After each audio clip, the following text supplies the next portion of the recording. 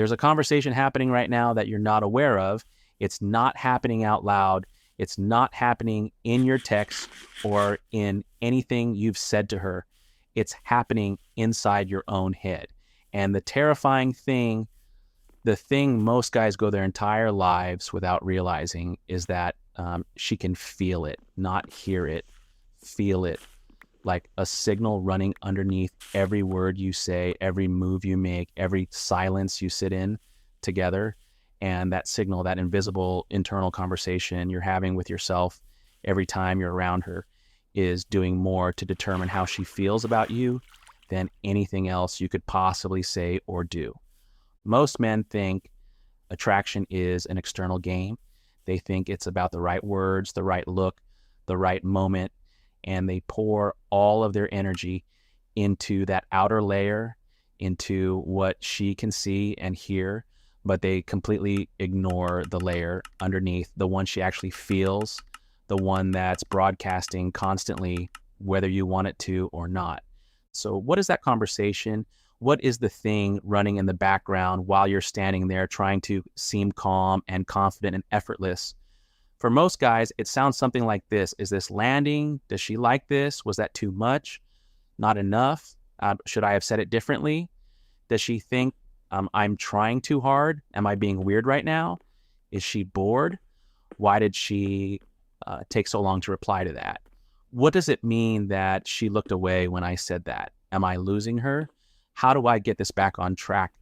That's the real conversation, and you're having it constantly underneath the surface of every interaction, running like background software that's using up all your processing power while you're trying to pretend everything is smooth and easy. And here's the brutal truth about it. It shows, not in any one specific thing you do, but in the overall texture of your energy, in the slight tension that never quite leaves your body, in the way your eyes move just a little too quickly when you're trying to read her reaction, in the way your sentences sometimes trail off when you're mid-thought because part of your brain is busy monitoring how it's being received, in the way you agree a little too readily or laugh a little too quickly or fill silences that didn't actually need filling. She doesn't see any one of those things and think, oh, he's insecure. It's not that conscious. It's just a feeling she gets, a vague sense that something is slightly off, that the interaction feels like it has a little too much effort behind it, like she's watching someone try not to seem like they're trying. And that feeling, no matter how subtle, slowly erodes the attraction. Not all at once, gradually, the way water wears down stone, until one day she just doesn't feel the pull the same way anymore and she can't explain why. Now contrast that with the man whose internal conversation sounds completely different, not because he's practiced a better script in his head, not because he's convinced himself he's the most attractive man in the room, but simply because the conversation he's having with himself has nothing to do with her approval. His internal world is occupied with his own thoughts, his own interests, his own quiet confidence in where his life is going. When he's around her, his internal monologue isn't running surveillance on every micro reaction she has. It's just present, curious, engaged with the actual moment instead of constantly analyzing it from the outside. And she feels that difference immediately. She doesn't know what to call it. She just knows that being around him feels different from being around other men, lighter somehow, more real, like the interaction is just happening rather than being carefully constructed in real time. And that feeling is addictive in a way that's almost impossible to manufacture, because you cannot fake an internal world that isn't monitoring her. You can only actually have one. This is why the advice of just be confident never actually works for anyone, because confidence isn't a facial expression. It isn't a tone of voice or a posture you can hold for an entire evening. Real confidence is a byproduct of an internal conversation that is fundamentally not about whether she approves of you. and you can't get there by faking the external signals. You can only get there by actually changing what you're talking to yourself about. Think about the times in your life when you've been the most naturally attractive to people, not just women, anyone.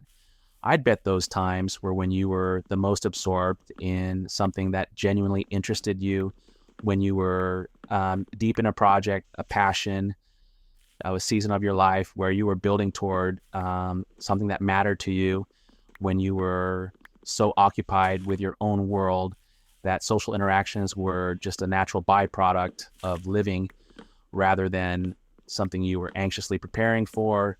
You probably weren't thinking much about how you were coming across. You were just there moving through your life, and people were drawn to that aliveness in you, that absorption, that sense that this man has somewhere real to be, something real to care about, something happening inside him that has nothing to do with my opinion of him.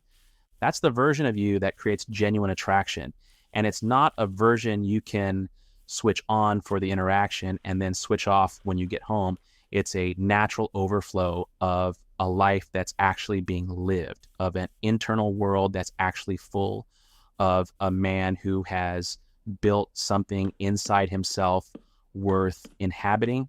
So the real question isn't how do you change your behavior around her? The real question is, what are you actually thinking about when she's not around? What does your internal world consist of? What are you building, pursuing, working through, getting better at? What genuinely occupies your mind on a Tuesday afternoon when there's no one to impress and nothing to perform? Because whatever that is, or whatever it isn't, she will feel the echo of it every single time you're in the same room. A man whose internal world is rich and directed and genuinely his own doesn't need to manage impressions. He doesn't need to monitor reactions or run calculations or carefully steer the energy of an interaction.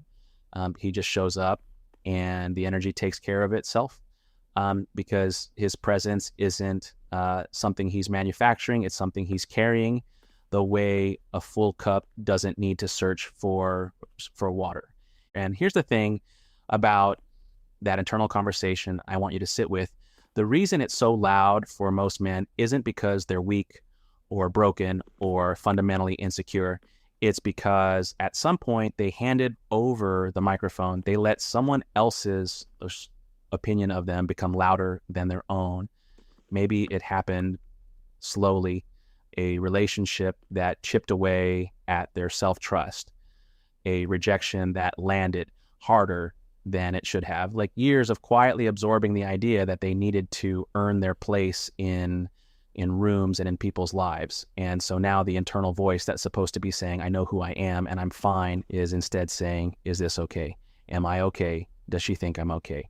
And that switch from self-referencing to other referencing is the root of almost every attractive quality that slowly disappears from a man over time.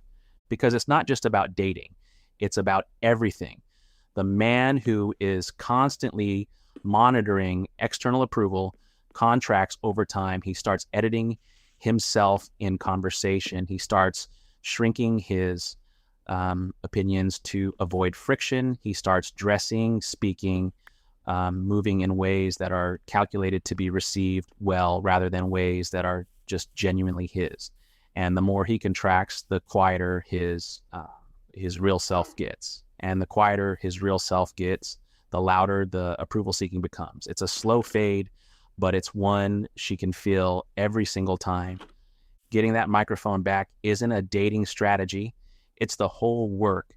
It's deciding quietly and firmly that your relationship with yourself is the most important relationship in your life, not in an arrogant way, in a grounded, self-respecting, I know what I value and I live accordingly kind of way. It's returning to your own opinions and holding them even when someone pushes back. It's returning to your own humor and letting it out even when you're not sure it'll land. It's returning to your own pace, your own standards, your own sense of what your life is supposed to feel like.